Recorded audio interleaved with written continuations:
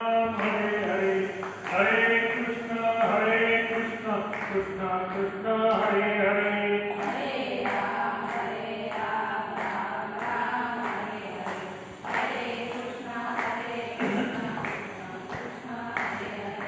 हरे राम राम राम हरे हरे हरे कृष्ण कृष्ण कृष्ण हरे हरे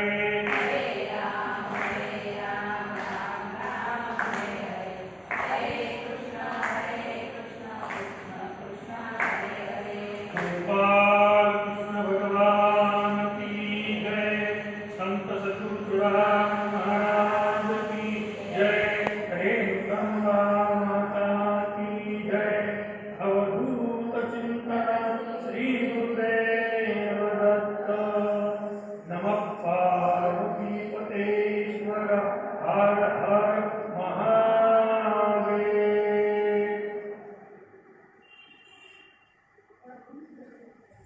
वक्रतुंड महाकाय सूर्यकोटि समप्रभा निर्विघ्नं कुरु मे देव सर्वकार्येषु सर्वदा।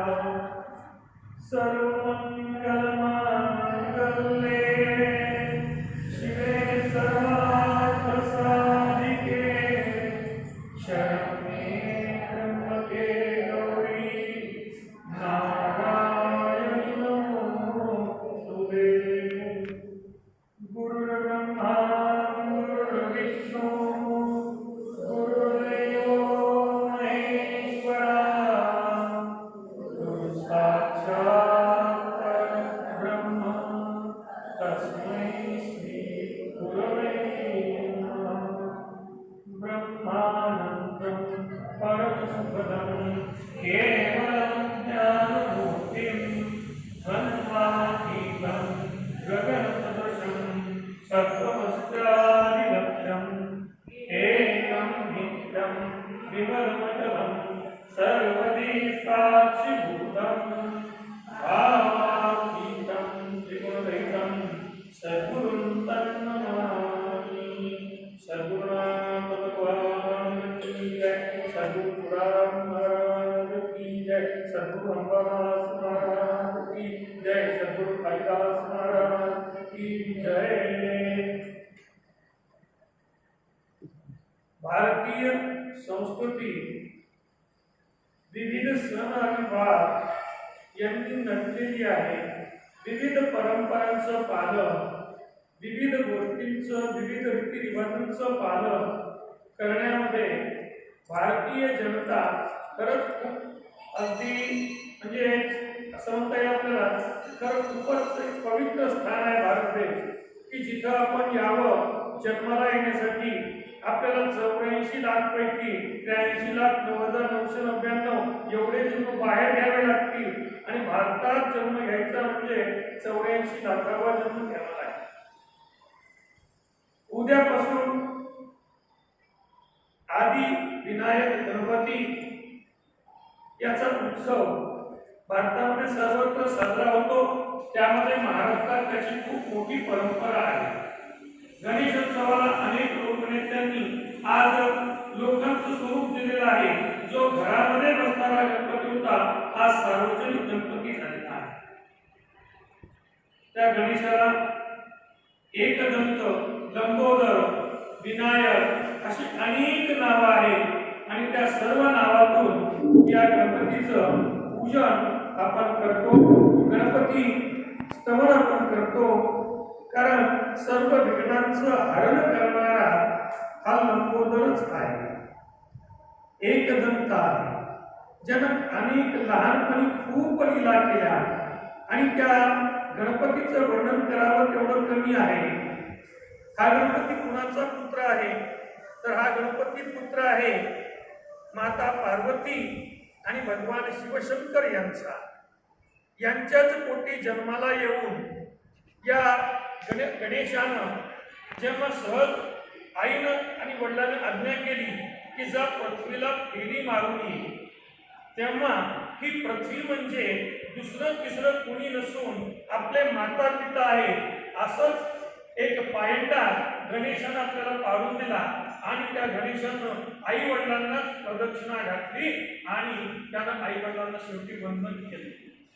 म्हणूनच सांगितलं जातं जगामध्ये कोणती यात्रा तीर्थयात्रा करा अगर न करा मात्र आई वडिलांची सेवा करा हे गणेशानं आपल्या वागणुकीतून दाखवून दिलेलं आहे.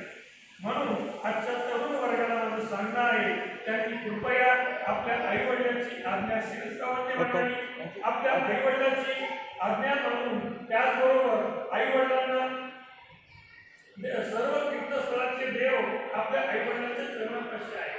म्हणून प्रथम आई वडिलांना वंदन करावं, गणेशाला वंदन करावं आणि पुढे आज जो सर्व स्त्री जातीसाठी विशेष करून भारतातल्या असं म्हणावं लागेल पण अमेरिकेमध्ये सुद्धा हा हरतालिकेचा सण आमच्या एका विद्यार्थ्याच्या घरी साजरा होत असताना आम्ही दुपारी फेसबुकवर पाहिला.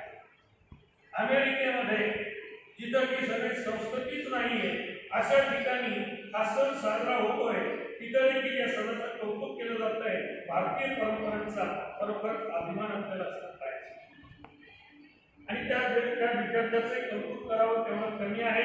त्याच्या पत्नीनं अमेरिकेमध्ये ही पूजा केली आणि त्यांना तुम्हाला व्हिडिओ आम्हाला पाठवला. मला आनंद वाटला की संस्कृती विसरत नाहीये. जरी बाहेर देशात लोक गेले तरी पण ही संस्कृती विसरत नाहीये कारण भारत हा संस्कृती प्रधान देश आहे.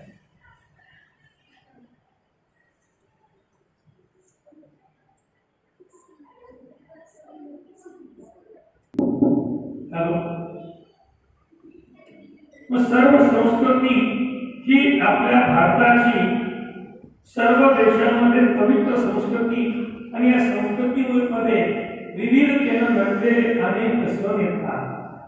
आज उद्या गणपतीचं पूजन आहे, आणखी 4 दिवसानंतर महालक्ष्मीचं पूजन आहे. त्यानंतर गणपतीचं विसर्जन ज्या दिवशी होतं त्या दिवशी श्रीमद अनंताचं व्रत केलं जातं.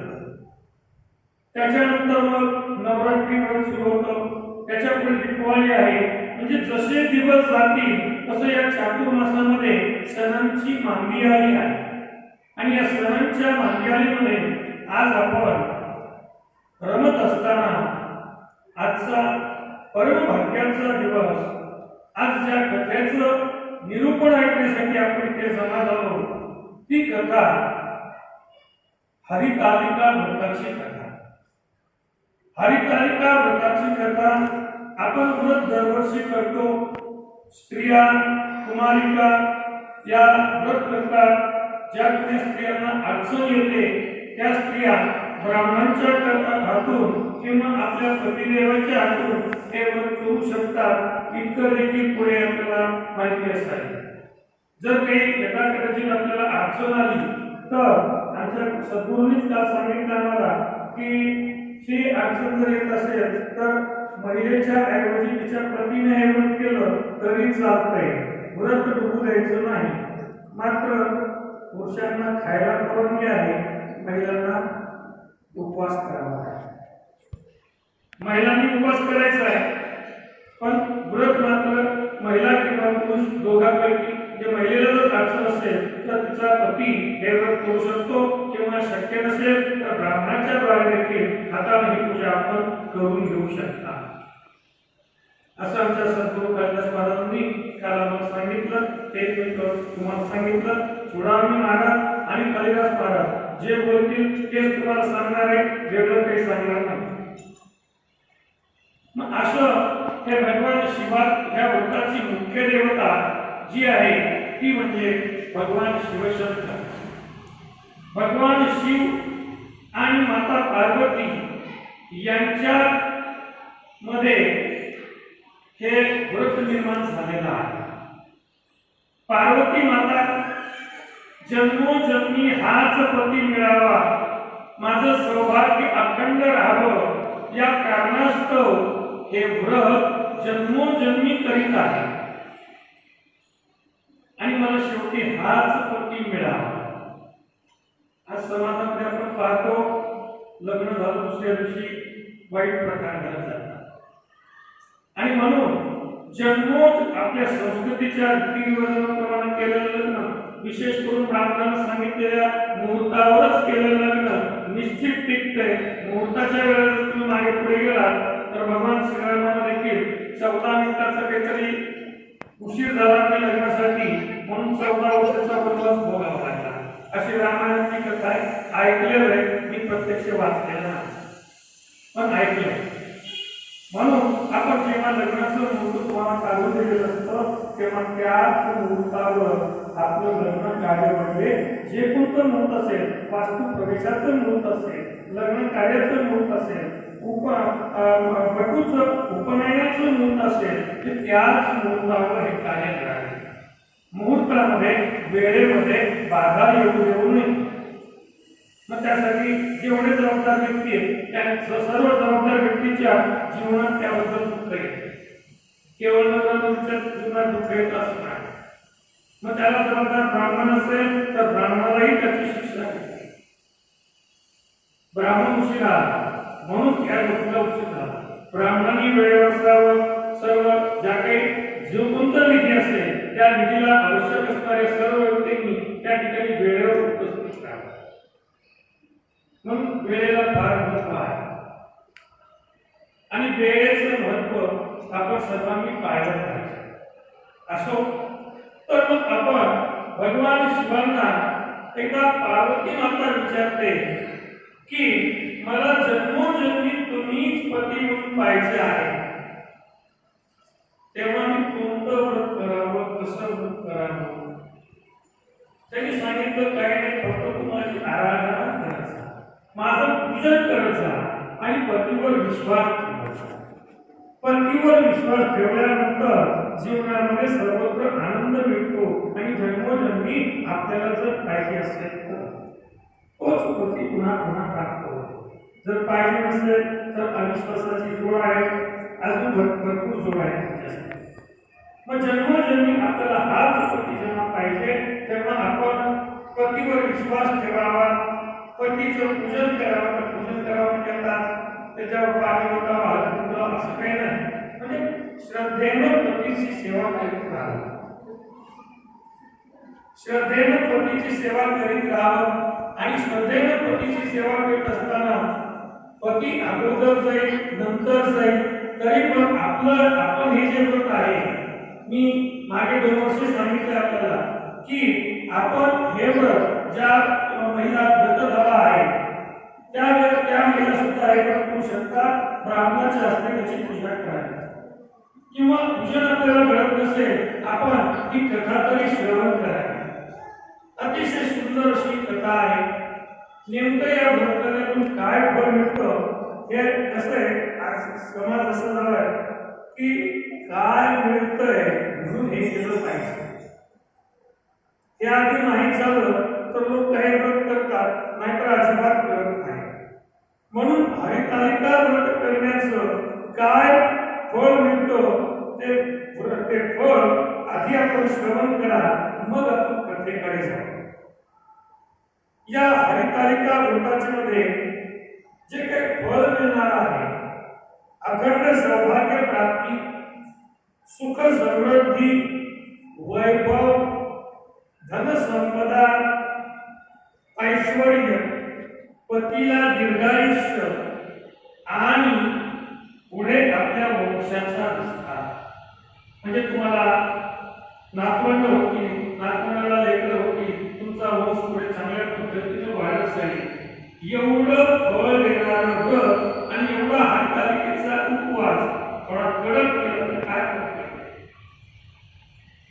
पण आम्हाला प्रत्येक वेळेला थोडे असतो तेव्हा सकाळी 12 वाजता केल्यानंतर 2 हाताला तसं काय 3 हाताला तसं काय एका दिवशी न खाता राहायचं काय फरक पडतो. परंपरा आहे, ऋषी मुनी जेव्हा 12 वर्ष तपस्येला बसतात तेव्हा फक्त वायू भक्षण करतात. जेव्हा ऋषी मुनी वय झालेले, आपण महाभारतामध्ये श्रीमद भागवतामध्ये कथा आहे की ध्रुव बाळाची केवळ 5 वर्षाचा बाळ कठीण तपस्येला करतोय घेऊन 21 दिवस उपासना करतोय भगवंताची, केवळ श्वास घेऊन उपासना करतोय, मला नारायण भेटत नाही, मला विष्णू भेटत नाही, मग अशी आस जेव्हा मनात निर्माण होते तेव्हा भगवंतालाही तुमच्यासमोर खरंच प्रगट झाल्याशिवाय राहता येत नाही. भगवंत कसोटी पाहत असतो, त्या कसोटीला जेव्हा पूर्ण पाहिजे होता तेव्हा भगवंत निश्चितच आपल्याला दर्शन दिल्याशिवाय राहत नाही. म्हणूनच भगवान शिवाच्या संदर्भात व्रत आणि त्या व्रताचे फायदा काय होतो हे तुम्हाला सांगितलं. आणि ज्यांना तुम्हाला एवढं व्रत पूर्ण करणं होत नाही त्यांनी 15 मिनिटासाठी त्या कथेचं श्रवण करावं किंवा कथेचं वाचन करावं. कथेचं श्रवण आणि वाचन केल्यावर देखील आपल्याला पुण्य मिळणार आहे, परंतु तिथं श्रद्धा असली पाहिजे. उगाच समोर टीव्हीवर मालिका चालत पुस्तक घेते, वाचत वाचत अर्धा लक्ष मालिकेत दाखवायची पुस्तक असते, फायदा नाही. किंवा संसारातल्या गोष्टीत लक्ष आहे आणि आपण कथा वाचत आहोत, तसं नाही.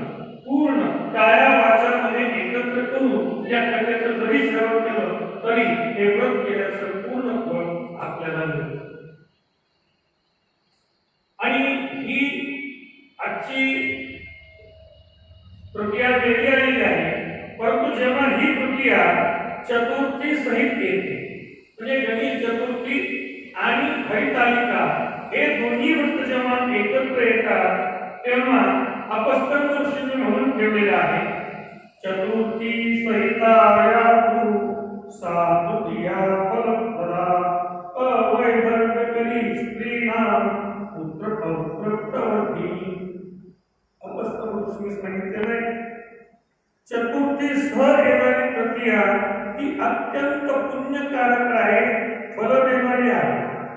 ज्या दिवशी चतुर्थी आणि तृतीया दोन्ही तिथी एकाच दिवशी येतात त्या दिवशी हरितालिकेचं व्रत अवश्य करा.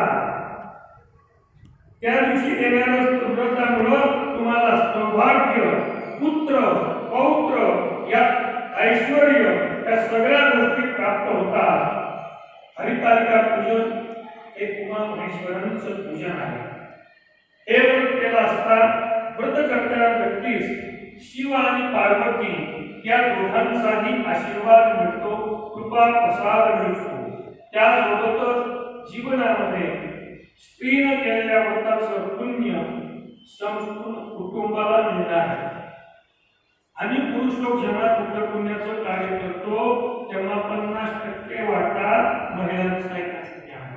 महिला पूजा करताना असो की नसतो, स्त्री पुरुषाची स्त्री तिच्यासोबत पूजा करताना असेल अगर माया आनंदात झोपली असेल, पुरुष एखादा व्रत करतोय तेव्हा त्या व्रत करत्या पुरुषाचं अर्ध फळ हे त्या स्त्रीला तिथं माहेर झोप करताना भेटत नाही. परंतु स्त्रीनं आजचा हरतालिकेचा उपवास आणि व्रत केलं तर त्याचं फळ संपूर्ण कुटुंबाला तारून येणार आहे. केवळ स्त्रीच्याच कुटुंबाला नाही तर तिच्या माहेरला सुद्धा तारून येणारं असं हे व्रत आहे. म्हणून या हरितालिका व्रताचं आपण पूजन दरवर्षी करावं. अडचण आल्यानंतरचे मार्ग सांगितले आणि त्या मार्गाप्रमाणे गेला तर नक्कीच तुम्हाला हरितालिका व्रताच्या या ठिकाणी व्रताचं फळ आणि सांगितलं. आता व्रत कसं करायचंय तुम्हा सर्वांना माहिती आहे. सर्वात प्रथम गणपतीचं पूजन करावं, नंतर वसुंधरेचं पूजन करावं, नंतर लावलेल्या दिव्याचं पूजन करावं, नंतर ज्या पाण्याला आपण पूजा करणार आहोत त्या पाण्याची गंगा समजून पूजा करावी. आपण घरातून कुठलंही पाणी घेतो तेव्हा त्याच्यावर पाणी जेव्हा कलशे वगैरे आणतो त्यावेळेला त्या पाण्यामध्ये ज्या 7 नद्या आहेत भारतातल्या, 7 नद्या आहेत, 7 सागर आहेत, त्यांच्यातलं द्रव्य त्यांच्यात येऊन त्यांच्यात येऊन गोळा होतं असं त्या मंत्राचा अर्थ आहे. मग आपल्याला मंत्र येत नाही तर गंगा समजून त्या पाण्याची पूजा करा. खरोखर हेडवारची गंगा तुमच्या त्या तांब्यातल्या पाण्यामध्ये निर्माण होईल आणि मग त्या गंगेनं त्या महादेवाचं पूजन आपण करायचं आहे. महादेवाला आपल्याला यथाशक्ती जो जमेल तो मंत्र म्हणून पूजा करायची आहे. काहीच येत नाही मला, मग मी काय करू? मला आपल्याला माहिती आहे सांब सदाशिवांनी पंचाक्षरी मंत्र सांगितलेला आहे. तुम्हाला पाठ आहे, मला पाठ आहे, आपण एकत्र भजन करूया. ओम नमः शिवाय, ओम नमः शिवाय, हर हर भोले नमः शिवाय.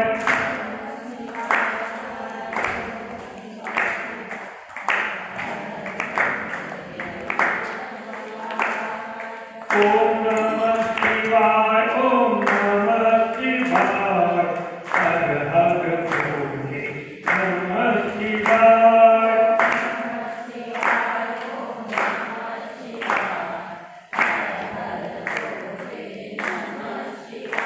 ओम नमः शिवाय, ओम नमः शिवाय, हर हर भोले नमः शिवाय.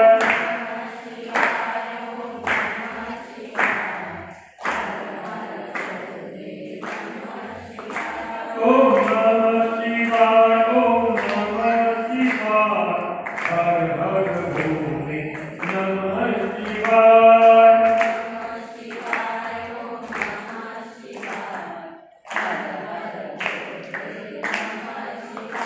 नमः पार्वती पते, हर हर महादेव. असं म्हणत म्हणत पूजन करायचंय. इथं मंत्र पाठांतराची सुद्धा कुठली गरज नाही. फक्त देवाला भाव पाहिजे, भक्ती पाहिजे, उपासना करत असताना. आणि मग अशा पद्धतीनं महादेवाचं पूजन आहे. त्यात पार्वती अंबिकेचं पूजन आहे आणि त्याच्यानंतर गंगेचे पूजन आपल्या याच्यामध्ये असतं. या सर्व पूजा केल्यानंतर या पूजेवर आपण अनेक पद्धतीच्या पत्री अर्पण करतो.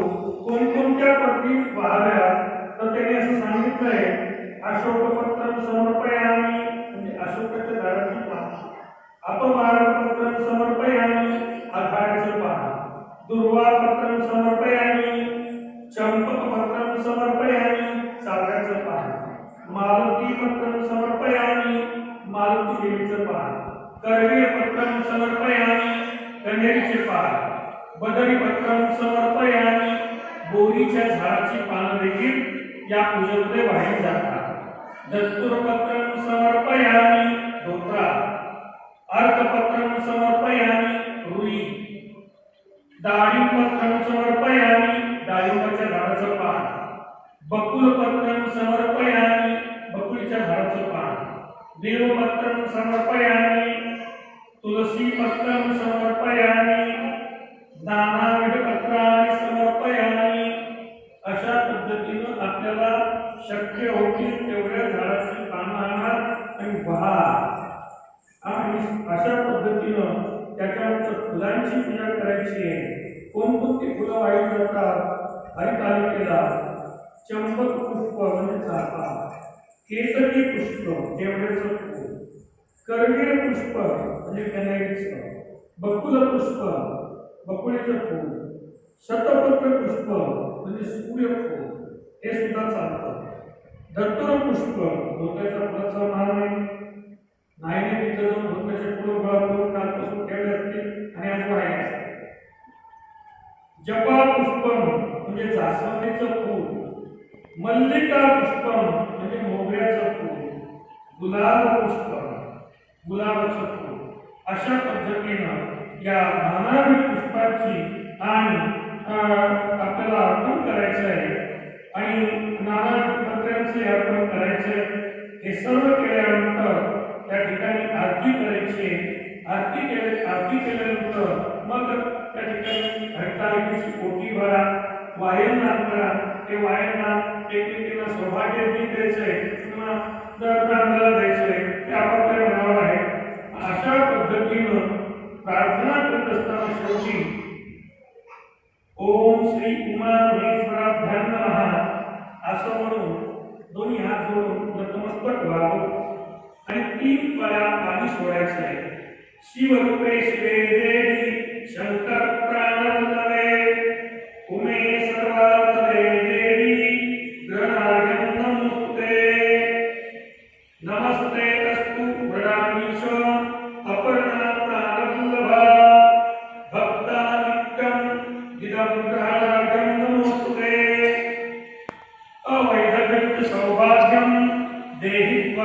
मम सुकृते पुत्रां पौत्राश्च सौख्यं च ग्रहाणार्घ्यं नमोस्तुते.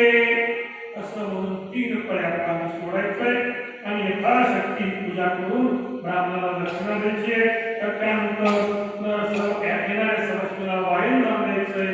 एकमेकींची ओटी वगैरे भरायची. मंगल आरती मंगल वाद्य वाजवून रात्री जागर सुद्धा केला पाहिजे.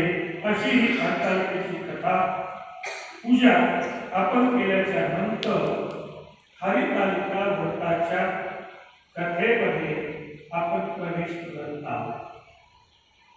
ही कथा मनोभावे ऐका. व्रत केल्याचं पूर्णपणे पुण्य आपल्याला मिळेल. मग काय कथा आहे तर दक्ष प्रजापतीची कन्या सती आणि सतीला भगिनी 10 भगिनी होत्या. त्या 9 भगिनींना अतिशय उच्च श्रीमंत कुळातल्या व्यक्तींशी त्यांचे दक्ष प्रजापतीने विवाह करून दिले. पण सतीनं सांगितलं की मला भगवान शिवशंकराशीच विवाह करायचा आहे. इथूनच पिता आणि पुत्रीमध्ये वादाला सुरुवात झाली. दक्षाला तिने ठणकावून सांगितलं मी विवाह करणार तर भगवान शंकराशी, नाहीतर कोणाशी विवाह करणार नाही. दक्षाने समजून सांगितलं काय त्याचे राहतो कुठं, स्मशानात, लावतो काय, अंगाला भस्माचे पट्टे ओढतो राखेचे, गळ्यात माला करते, नरकुंड माला गळ्यामध्ये, मानवी कवटे असतात ते कवटेची माला भगवान गळ्यामध्ये, अंगावर वगैरे काय नसतो वर पाठव्यावर. आणि असा हा स्मशान जोगी माझ्यासारख्या श्रीमंताचा जावाई सोबत नाही. सती तू ऐक, त्यांच्या सोबत विवाह करू नकोस. पण सती ऐकली नाही. ऐकले तिला सती कसं ना.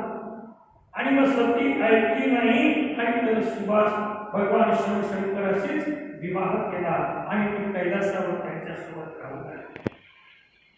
मासे दिवसांदिवस मासे वर्षानुवर्ष गेले. दक्षही विसरून गेला आणि नंतर मग हळूहळू दक्षाच्या घरी एका महायज्ञाचं आयोजन करण्यात आलं. दक्षाने आपल्या सर्व लेकींना जावयांना फक्त भगवान शंकर आणि सती या दोघांना सोडून सर्वांना बोलावणे आमंत्रण दिले. वाजत वाजत घरी आमंत्रण, आमच्या घरी यज्ञ तुम्ही आलंच पाहिजे. आग्रह करून आमंत्रण दिलं जावयाला सगळ्या.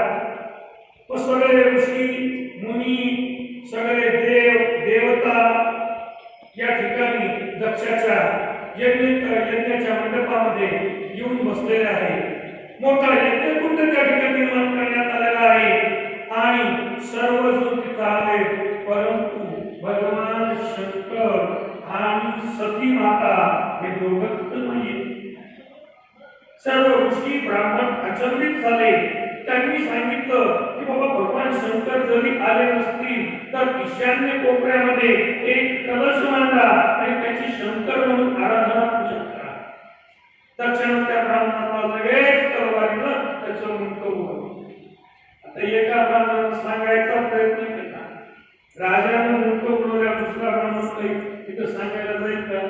जगामध्ये सगळ्यात गरीब माणूस म्हणजे भीती असणारा ब्राह्मण माणूस त्याच्यावर सगळ्यांची सत्ता चालते. आणि मग त्या ब्राह्मणाचं तसं केलं पाहिल्यावर दुसरे सगळे ब्राह्मण खेळीची कोणतीही पूजा करा, तुमच्या घरात वास्तुशांतीची पूजा करा, तुमच्या घरात कुठलीही पूजा करा, भगवान शंकराची पूजा करावीच लागते. त्याशिवाय तुमचं कोणतंही कर्म पूर्ण होत नाही. पण आम्ही नाही. दक्षाला स्वतःचा हे वाटलं, स्वतःचा गर्व होता की मी शिवशंकराशिवाय हा माझा यज्ञ पूर्ण करून दाखवणार. आणि या ठिकाणी वेदोच्चार सुरू झालेला आहे. यज्ञामध्ये यज्ञकुंडामध्ये आहुतीचं दान होत आहे. अनेक आहुत्या पडत आहे. मग ही खबर आमच्या सती मातेला कळली की आपल्या पित्याच्या घरी मोठा यज्ञ चालू आहे. पित्याचा आपल्यावर राग आहे. आपण पित्याच्या मनाविरुद्ध हे लग्न केलंय म्हणून आपल्या पित्याने आपल्याला बोलवलं नाही. मग आपण न बोलवतोय जावं काय हरकत आहे? पित्याचं घर आहे. बगीच्याच्या घरी जायला काही हरकत नाही असा मनातल्या मनात निश्चय केला आणि मनातल्या मनात निश्चय करून तशीच गेली का नाही गेली. पतीला विचारलं, देवाने देवा महादेवा, माझ्या पित्याच्या घरी मोठा यज्ञ चालू आहे, मलाही त्या यज्ञाला जावं वाटतंय. कदाचित माझ्या पित्यानं मला आमंत्रण द्यायचा गडबडीमध्ये विसरला असेल, पण मला त्या यज्ञाला जावं वाटतंय. माझ्या सगळ्या भगिनी तिथं लग्नात आल्या, त्या यज्ञासाठी आल्यात म्हणे. माझी त्यांची सगळ्यांची भेट होती, मला जाऊ द्या ना. त्यावेळी भगवान म्हणतात,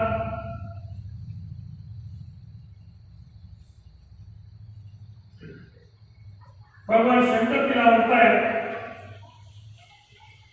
हे गौरी, इतरांना आमंत्रणे गेली आहे ते मलाही ठाऊक आहे, पण आपल्याला मात्र आमंत्रण मुद्दामहून दिलेलं आहे. आणि जेव्हा त्यांनी आपल्याला बोलवलं नाही तेव्हा न बोलवता जाणं आपलं चुकीचं होईल, मला उचित वाटत नाही. आणि त्यामुळे तुला पण त्यांनी बोलवलं नाही म्हणून तू पण तिथं जाऊ नकोस. आणि जर समज तू मला मी नाही म्हणताना तिथं गेलीस तर तिथे तुझा अपमान होईल. आणि तुझा जर अपमान झाला तर तुझा एकटीचा लेकीचा अपमान नाही. जेव्हा एखाद्या लेक आपल्या घरी येते तेव्हा लेकीला आपण जर समजा काही वादविवाद होत असताना लेकीला उलट बोलू नका, कारण लेकीला जे बोलतात ते जावायला बोलतात. कारण तो जो तुझा तिचा अपमान होणार आहे तुझा एकटीचा नाहीये, तो तुझा आणि माझा आपल्या दोघांचा अपमान होणार आहे. म्हणून तू तिथं एकट्यानं जाऊ नकोस असं माझं म्हणणं आहे. तेव्हा त्यांनी एवढंच म्हणले, तेव्हा आता कळणारे कुठूनही येतात, त्यांना तर पाठवायचं पार्वती मातेचा सती मातेचा आता हे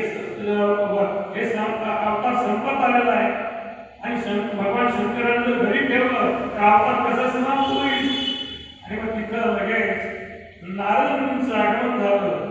नारायण नारायण श्रीमन्नारायण नारायण नारायण नारायण नारायण श्रीमन्नारायण नारायण नारायण भगवान नारायण नारायण नारायण सत्यनारायण नारायण नारायण सूर्य नारायण नारायण नारायण नारायण नारायण भगवान नारायण नारायण नारायण नारायण.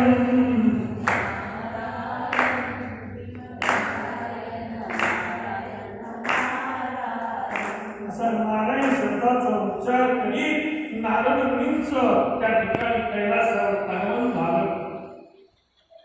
आणि पार्वती आणि सती माता आणि भगवान शंकर यांच्यात झालेला संवाद ऐकला आणि त्यांनी कळ लावायला सुरुवात केली.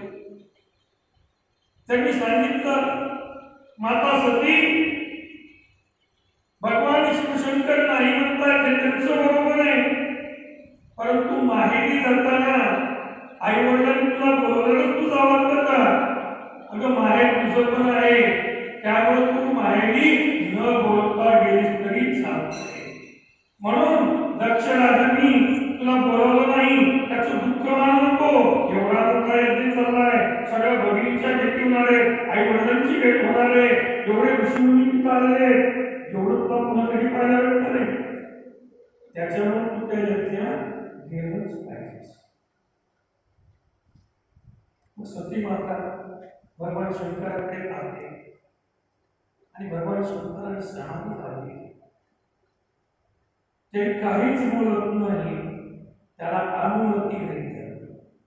सती मातेनं भगवान शंकर काही बोलत नाही, त्याला भगवान शंकराची अनुमती घ्यायची आणि ती आपल्या माहेरी दक्षराजाच्या गेली. आणि सोबत कोण घेतली? सोबत एकटी गेली का? घोडा बिडा रथात बसून गेली का? अजिबात नाही. भगवान शंकराचं वाहन नंदी घेतलाय, नंदीवर स्वार झालीये. नारदमुनी सोबत भूतगण शिवगण यांचा ताबा घेऊन आता सती माता दक्ष राजाच्या यज्ञमंडपाकडे येत आहे. आता मला सांगा, जगदंबा माता जेव्हा स्वतःहून दर्शन द्यायला यायची, तेव्हा तिथं जमलेल्या ऋषीगणांच्या हनुमाच्या उकड्या मारल्या. त्यांनी जोरजोरात मंत्र म्हणायला सुरुवात केली. सर्वजण यथाशक्ती यथाजोर काढून स्वरामध्ये मंत्रोच्चार सुरू केला. मातेचं आगमन समोरून होत आहे. माता सती माता नंदीवर स्वार होऊन आली आहे. सोबत पिशाच गण, भूतगण त्यांच्याकडे त्यांचं लक्ष नाहीये, येणारे फक्त मातेकडे लक्ष आहे. आणि ब्राह्मणांचे स्वर असे तीव्र का झाले? ब्राह्मणांनी आईचं स्वागत करण्यासाठी आपल्या मंत्रांचा आवाज वाढवलाय. आणि हे ब्राह्मणांचे स्वर तीव्र का झाले? दक्ष राजा पाहतोय, समोरून सती येताना दिसतीये. दक्ष राजाच्या तळपायाची आग मस्तकापर्यंत पोहोचली आणि दक्षाने सांगितलं, सती, तुला आमंत्रण नसताना तू इथं का आलीस? तुला एवढंही कळत नाही का तुम्हाला शंकराला की तुम्ही दोघं शहाणे आहात ना? ज्ञानाचे सागर आहात तुम्ही. भगवान शिवशंकर खरोखर ज्ञानाचे सागर. हा जो जगामध्ये ज्ञानाचा प्रसार झाला, विज्ञानाचं ज्ञान असेल, संसाराचं ज्ञान असेल, परमार्थाचं ज्ञान असेल, वैद्यकीय ज्ञान असेल, अजून कोणतंही ज्ञान असू दे, अभियांत्रिकीचं ज्ञान असेल, हे सर्व ज्ञान भगवान शिवांना माहित होतं. भगवान शिवांनी ते ज्ञान दत्तप्रभूंना दिलं आणि दत्तप्रभूंनी ज्ञानाचा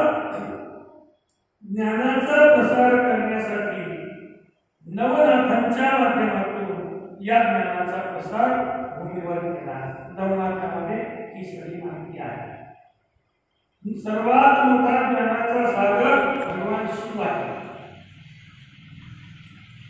ब्रह्माचं काम निर्माण करण्याचं, विष्णूचं काम पालन करण्याचं, शिवाचं काम नाश करण्याचं नाही. भगवान शिवांचं काम ज्ञान देण्याचं आहे.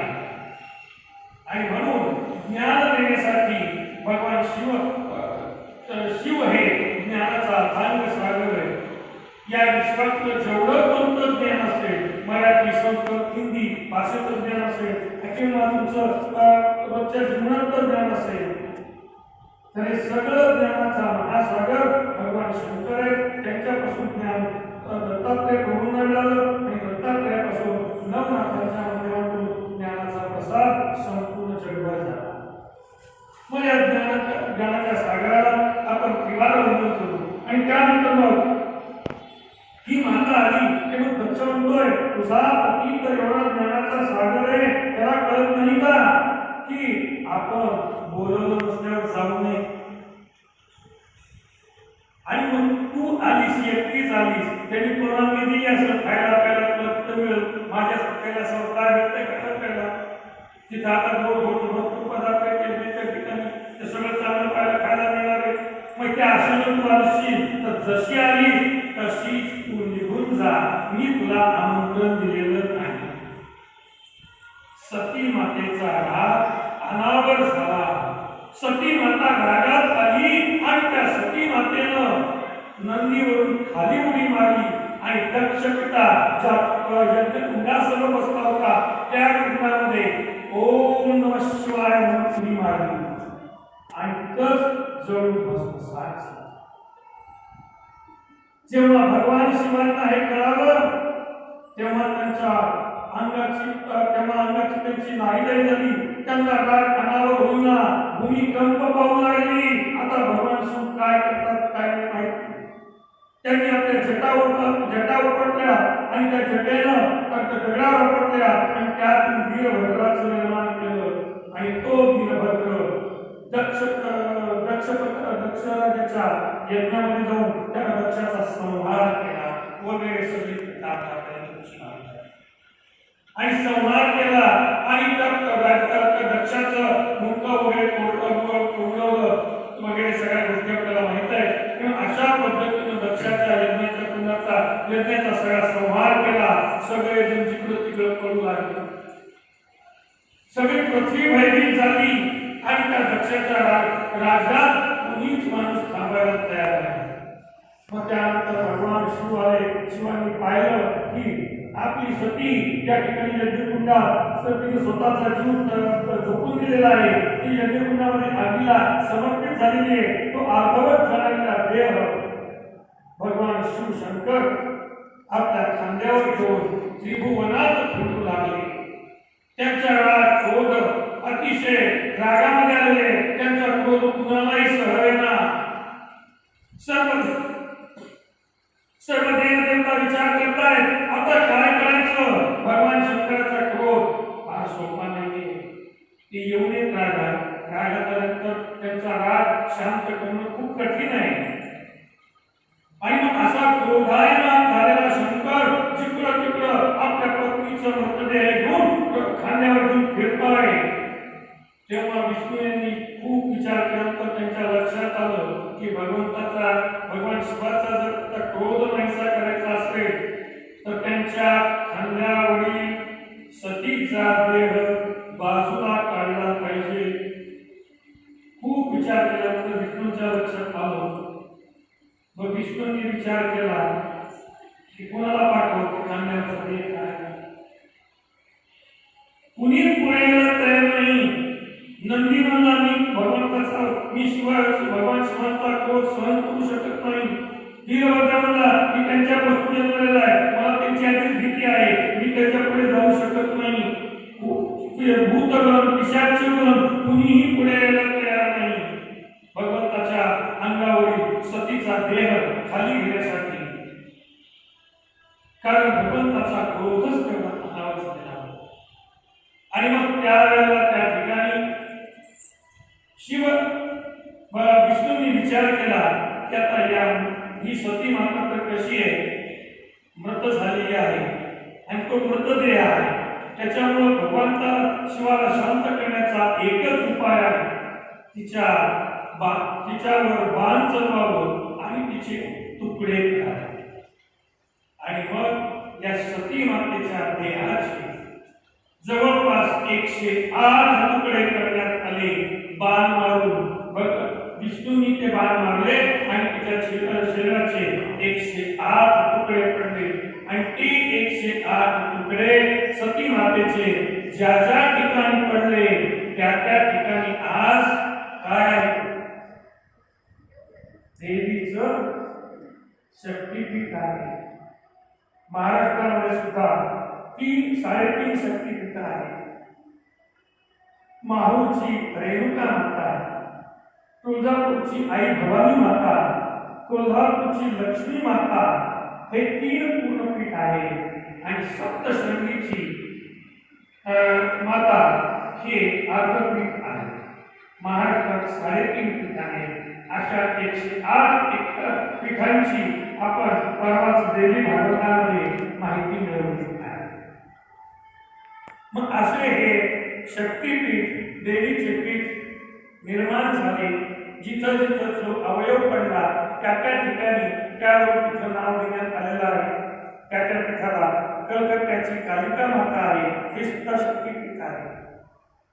अशा पद्धतीनं या जेव्हा हे सर्व तुकडे होऊन तिचा देह सती मातेचा देह जमिनीवर पडला पूर्णपणे तेव्हा भगवान शिवशंकर शांत झाले आणि सृष्टीचं ज्ञानाचा प्रसार, सृष्टीचं निर्माण, सृष्टीचं त्या ठिकाणी पालन पोषण आणि ज्ञानाचा प्रसार हा प्रवास पुन्हा सुरू झाला.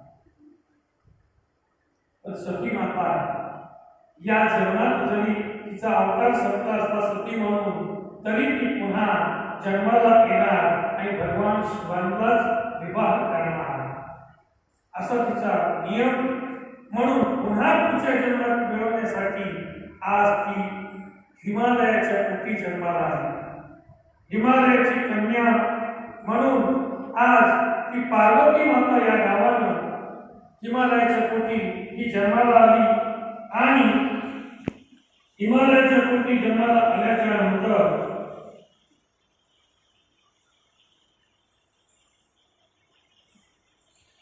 सदाचार्य सुंदर कन्या हळूहळू दिसा मासाने वाढू लागली. वाढत्या वयाबरोबर तिचं सौंदर्य देखील अतिशय सुंदर होतं. अनुपम वार सौंदर्यात होऊ लागली. पाहता पाहता कालगतीची पाने गळू लागली. काळ पुढे पुढे जाऊ लागला. ही हिमालयाची कन्या उपवर झाली. उपवर झालेली कन्या आता ही आई वडिला मुलीच्या आई वडिलांसाठी फार मोठी जबाबदारी असते. आपली उपवर झालेली कन्या कुण्यातरी जावयाला देऊन टाकली व लग्न करून तर तिच्या जबाबदारीतून आपण मुक्त होतो, ही कन्येच्या आई वडिलांची भावना. तशीच सारस भावना आमच्या हिमालयाच्या मनामध्ये येऊ लागली. आता ही एवढी सुंदर, तिला पती कसा मिळेल आणि कोण पती मिळेल. त्यावेळी अचानक महर्षी नारद मुनी यांचं आगमन त्या ठिकाणी हिमालयाच्या दरबारामध्ये होतं. मग त्यानंतर महर्षी आल्याच्या नंतर राजानं हिमालय राजाने त्या ठिकाणी त्यांना बसवून त्यांचे पाद्यपूजन केलं. त्याची मंत्रोच्चारी पूजा केली. त्यांचा यथोचित सत्कार केला आणि नंतर नारद मुनींना ते विचारतायत, माझी ही कन्या आता उपवर झाली आहे, मी कुणाला देऊ. तेव्हा नारद मुनी विचार केला, एवढी सुंदर कन्या आहे, मग ही कन्या भगवान विष्णूंना जर मिळाली तर त्रैलोक्याचा स्वामी येतो, त्याच्यामुळे लक्ष्मी इतकीच किंमत तिला पण येईल असा विचार त्या ठिकाणी नारदांनी हिमालयासमोर मांडला. हिमालयाला सुद्धा योग्य वाटलं. भगवान विष्णू आपल्या मुलीला जामात म्हणून मिळत आहे, मुलीला वर म्हणून मिळत आहे, तेव्हा निश्चितच हा विचार आपण नारायणांना ही कन्या द्यावी हे उचित असं त्यांना वाटलं. पण कन्या पार्वती माता हिनं मात्र मनानं निग्रह केला होता. लहानपणापासून ती सतत भगवान शिवाची पूजा करण्यात रमलेली असायची. उठता बसता स्वप्नात झोपता सगळीकडे तिच्या मनामध्ये शिवाचाच विचार यायचा. कारण हे या जन्मीचं पुण्य नाहीये, या जन्मीचं नामस्मरण नाहीये, मागच्या कैक जन्मात सतत शिवाचा ध्यास केलेला आहे, तेवढ्या जन्माचं पुण्य म्हणून लहानपणापासून भगवान शिवाच्या पूजेचा नाच आहे. आम्हाला समाधान वाटतं. आपल्या मंदिरामध्ये असलेल्या महादेवाच्या मूर्तीवर सकाळी 5 वाजल्यापासून संध्याकाळी 7 वाजेपर्यंत सतत जलाभिषेक चालू असतो. आनंदाची गोष्ट आहे, समाजामध्ये परिवर्तन होतंय, खूप चांगलं आहे. वैज्ञानिक दृष्टिकोन असा आहे, शिवाची जी पिंड असते ती पिंड अणुभट्टी असते. अणुभट्टीतून सतत वेगवेगळी प्रारणे बाहेर पडत असतात आणि ती प्रारणे सजीवांना सजीव सृष्टी नाश करू शकतात. म्हणून शिवाच्या पिंडीवर सतत पाण्याची धार असते. हा त्यामागचा वैज्ञानिक दृष्टिकोन आहे. म्हणून आपल्या मुंबई जवळ पूर्वे येथे अणुभट्टी आहे, तिचा अर्थ सुद्धा शिवाच्या पिंडीचा आहे. वैज्ञानिक कारणे माहीत राहावे, संस्था आपले पारंपरिक कारणे माहीत राहावे, म्हणून शिवजीच्या डोक्यावर सतत पाण्याची धार असावी लागते.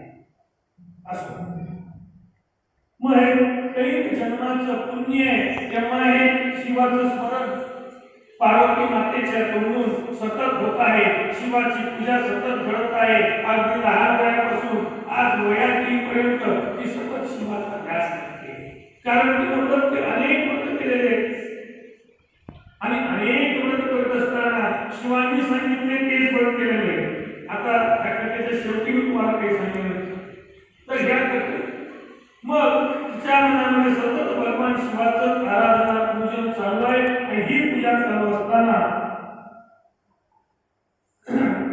जेव्हा ही चर्चा नारद आणि हिमालय राज यांच्यामध्ये झाली तेव्हा पार्वती मातेने सांगितलं, पिताजी आपण व्यर्थ चिंतित होऊ नका. मी माझा पती ठरवला आहे. कैलासपती शिवशंकर हे माझे जन्मोजन्मीचे पती आहे, त्यामुळं या जन्मात देखील भगवान शिवच माझे पती असणार आहे. तुम्ही कुठलाच विचार करू नका, इतर वराचा विचार करू नका. आणि त्यांना देण्यासाठी मी काय पाहिजे ते करायला तयार आहे. तरी पण वडिलांसमोर मुलीसमोर नंतर घेऊन त्यांनी सांगितलं, बेटा माझ्या मते तुला विष्णू हा योग्य वर आहे, म्हणून तू त्या शिवाचा विचार करू नको. भगवान लक्ष्मी त्यांच्या पायाची दासी आहे, माझा एवढा श्रीमंत वर तुला मिळणार आहे, म्हणून तू भगवान शिवाला सोडून विष्णूशी लग्न कर असं निकरीनं सांगण्याचा प्रयत्न केला. परंतु जेव्हा वडील खूपच आग्रह करू लागले तेव्हा पार्वती मातेनं आपल्या काही मैत्रिणी घेतल्या, सख्या घेतल्या सोबत, आणि ती शंकराचं पूजन करण्यासाठी जंगलात एका नदीच्या काठावर तिनं वाळूचं शिवलिंग बनवलं आणि त्या ठिकाणी ती तिथे बसून सतत शिवाची पूजा करू लागली. कारण घरी जर आपण राहिले तर ते विष्णूलाच मला देतील हा भाव तिच्या मनामध्ये होता. म्हणून आता पार्वती माता जंगलात आली आणि तिनं जंगलात एका नदीकाठी वाळूचं शिवलिंग तयार केलं आणि त्या शिवलिंगाची दररोज पूजा सुरू केली. पाहता पाहता 1 दिवस, 2 दिवस, 10 दिवस, महिना झाला, 2 महिने झाले, वर्ष झाले, 1 वर्ष झालं, 2 वर्ष झालं की जंगलात राहते आणि भगवंताची पूजा करते. आता मला सांगा, पूजा करायची म्हणजे रोजच्या रोज हार पाहिजे, फुलं पाहिजे. जंगलामध्ये हार फुलं कुठून येणार? मग जंगलातल्या प्रत्येक झाडाचं पान तोडावं आणि शिवाच्या पिंडीवर व्हावं. ओम नमः शिवाय, ओम नमः शिवाय असा सातत्यानं जप करत करत भगवान शिवशंकरांची पूजा करावी. शिवशंकरांचं पूजन करून त्या ठिकाणी त्या ठिकाणी 64 वर्ष पार्वती मातेनं तप केलंय. 1 नाही, 2 नाही. आम्हाला तो 12 वाजता येतो, 12चा होता. काय करत होती पार्वती माता? जंगलात मिळणारी झाडाची पानं, नदीचं वाहतं पाणी प्यायचं, जंगलात मिळणाऱ्या झाडाच्या पानांचा आहार घ्यायचा आणि हे व्रत करीत राहायचं. आणि हे व्रत आपल्या काही एकटीच करत नव्हती, काही सख्या सुद्धा सख्यांना सोबत घेऊन हे व्रत जंगलामध्ये केलं. म्हणून या व्रताला हरित आलिका व्रत असे म्हणतात. हरित म्हणजे वनामध्ये केलं, आलिका म्हणजे सख्यांना सोबत घेऊन, मैत्रिणींना सोबत घेऊन व्रत केलं. म्हणून या दोन्ही शब्दाचा एकत्र शब्द तयार झाला, हरित आलिका व्रत. हरित आलिका, हरित म्हणजे वन आणि आलिका म्हणजे सख्या सोबत मैत्रिणींसोबत हे व्रत केलं. म्हणून या व्रताला हरितालिका व्रत आहे. उपास्य दैवत एकच आहे. उपास्य दैवत भगवान शंकर आहे, दुसरा कोणताच देव आपले नाही. आणि एकाच देवतेची त्या ठिकाणी 64 वर्ष जंगलात राहून तप पूर्ण केलं. तप पूर्ण केल्याच्या नंतर त्या ठिकाणी पार्वतीने सतीसह केलेल्या घोर तपावर प्रसन्न झाले भगवान शंकर. तिचं तपोबल वाढू लागलं पार्वती मातेचं आणि कैलास भगवान शंकरांनी आपलं ध्यान लावलं आणि माझं कैलासाचा सगळा दरवी होत आहे, कारण कुठंतरी माझ्या तपापेक्षा जास्त. मग शोध घेतल्यानंतर त्यांना दिसून आलं की पार्वती नावाची एक कन्या आपल्यासाठी 64 वर्षापासून तप करतात. आणि मग या तपाचं फल तिला दिल्याशिवाय तिची मागणी काय यांना माहित नाही, काय मागणी. मग ते गेले त्या ठिकाणी तपाच्या ठिकाणी आणि विचारलं. एका बाल बटूच्या वेशात भगवान शंकर त्या ठिकाणी पार्वती मातेजवळ येतात. आणि विचारतात, माते हे व्रत तू कशासाठी करत आहेस आणि तुझा उपास्य दैवत कोण आहे? मातेने सांगितलं, माझं उपास्य दैवत भगवान शिवशंकर आहे आणि त्यांना प्राप्त करण्यासाठी, त्यांना पती म्हणून प्राप्त करण्यासाठी हे व्रत मी या ठिकाणी करीत आहे. आता कळालं हे व्रत टाकण्यासाठी चाललं. शंकरांनी म्हटलं की हे माते, त्या प्रफल्लकासाठी हे व्रत का करतीस तू? स्मशान वैरागी माणूस आहे तो, स्मशानात राहतो, बाकीचं तुम्हाला आता वर्णन केलं तर रंग माळा घातलेले आहेत, हातात डंकोय, चर्म त्याच्या चर्म व्याघ्र चर्मांना परिधान केलेलं पितांबर रंगाचं, जटेतून गंगावरती सतत पाणी वाहते. अशा भनंग माणसाला पती म्हणून तू पती मिळावा असा माणूस म्हणून काय करीत आहेस? पार्वती माता असे शब्द ऐकताच पार्वती मातेच्या तळपायाची आग मस्तकात जाते आणि ती त्याच्याकडे क्रोधाय मानले पाहते. असा क्रोध प्रत्येक स्त्रीला आला पाहिजे, जेणेकरून स्त्रीची आबरू लुटायला तिचा आवेश पाहूनच हा करून पडले पाहिजे. तसा पार्वती मातेचा क्रोध आपण आपल्यात स्वीकारायला तयार व्हा. आज असे सांगणारे भरपूर आहेत तुम्हाला. असे भरपूर जरी असते, काल जरी असते, भरपूरच्या विषयात असते, तरी ते जेव्हा पार्वती मातेची नजर पाहिली, तिचा क्रोध पाहिला, खरोखर शंकरांना घातले. आणि पार्वती माता क्रोधात पाहत असताना तिने डोळे मिटले आणि लगेच पुन्हा उघडले. तेवढ्याच वेळा त्या बटूचा त्या ठिकाणी भगवान आणि शंकरानंद मूळ स्वरूपामध्ये दर्शन पार्वती मातेला दिलं आणि पार्वती बटू अदृश्य होऊन त्याचे भगवान मूळ स्वरूपामध्ये शंकराच्या स्वरूपात प्रगट झाले. पार्वतीने त्यांना पाया पडून नमस्कार केला आणि आपली मनोकामना बोलून दाखवली. भगवान त्या ठिकाणी कथाच म्हणतात, ज्याप्रमाणे भगवान शंकर यांनी पार्वतीच्या पूजाव्रताने संतुष्ट होऊन तिला दर्शन दिले, त्याप्रमाणे ज्या स्त्रिया हे व्रत करतील त्यांना सुख संपत्ती सौभाग्य आणि पाहिजे तोच पती प्राप्त होईल, संतती प्राप्त होईल, त्यांच्या सर्व मनोकामना पूर्ण होतील असा या व्रताला आशीर्वाद दिला. हे व्रत सती जेव्हा होती तेव्हा भगवान शंकरांनी सांगितलेलं होतं आणि सतीचा अवतार संपल्यानंतर पार्वतीच्या अवतारामध्ये भगवान शंकरांनी सांगितलेलं व्रत पूर्ण करून पुनश्च भगवान शंकराची प्राप्ती या ठिकाणी पार्वती मातेला करून घेतली. आणि म्हणून या ठिकाणी ही 7 उत्तराची कहाणी 5 उत्तरी सगळं संपूर्ण झालेली आहे. ओम नमः पार्वतीपतेश्वर हर हर हर महादेव. भगवान भोलेनाथ की जय हो. पार्वतीपतेश्वर भगवान की जय हो. तर असं हे व्रत आपण आज केलं. या व्रताची कथा सुद्धा श्रवण केली. कथेचं फळ सर्वांना मिळो अशी सद्गुरूंची प्रार्थना करतो. माझ्या वाणीतून मी जे काही बोललो ते मला खरंच सांगतो, मला काहीच लक्षात नाही. मी काय काय बोललो ते महाराज बोलले, चांगलं बोलले ते महाराज आहे, जेवढं वाईट बोललो त्याला फक्त मी जबाबदार आहे, मी एकटाच आहे. पण जे काही चांगलं बोलण्यात आलं असेल ते सद्गुरू तुराणी महाराज, सद्गुरू अंबादास महाराज, सद्गुरू कल्लास महाराज यांच्या कृपाशीर्वादानं त्यांनीच माझ्या वाणीतून बोलले. जे काही वाईट बोललो असेल ते माझ्या मुखातून बोललो.